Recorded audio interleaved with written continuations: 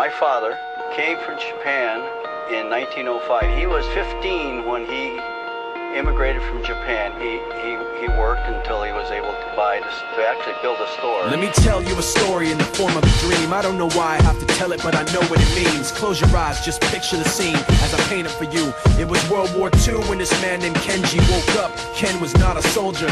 He was just a man with a family who owned a store in LA. That day, he crawled out of bed like he always did, bacon and eggs with wife and kids. He lived on the second floor of a little store he ran. He moved to LA from Japan, they called him immigrant. In Japanese, he'd say he was called Issei. That meant first generation in the United States, when everybody was afraid of the Germans, afraid of the Japs, but most of all afraid of a homeland attack. And that morning, when Ken went out on the doormat, his world went black, cause right there, front page news, 3 weeks before 1942, Pearl Harbor's been bombed and the Japs are coming. Pictures of soldiers dying and running. Ken knew what it would lead to, just like he guessed. The president said the evil Japanese in our home country would be locked away.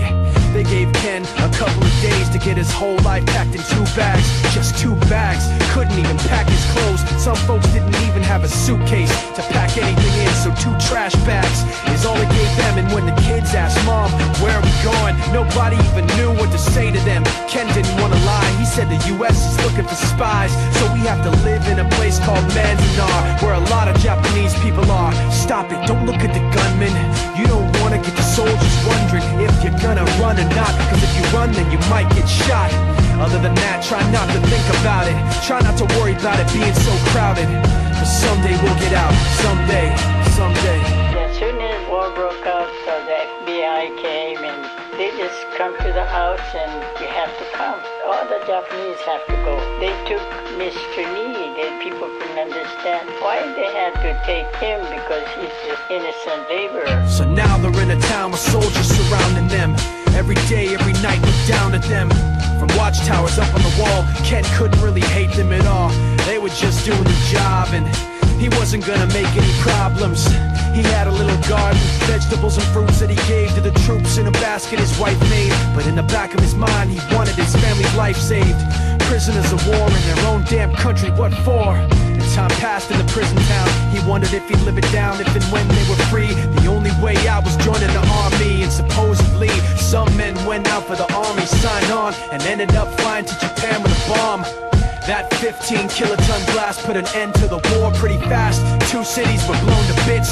The end of the war came quick, and Ken got out, big hopes of a normal life with his kids and his wife. But then they got back to their home, and what they saw made him feel so alone. These people had trashed every room, smashed in the windows and bashed in the doors, written on the walls and the floor, Japs not welcome anymore.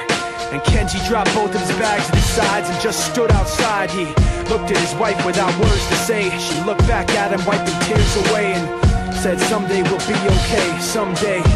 Now the names have been changed, but the story's true. My family was locked up back in 42. My family was there where it was dark and damp, and they called it an internment camp. When we first got back from camp, it was pretty bad. I remember my husband said, oh, we're going to stay till last. Then my husband died before they closed the camp.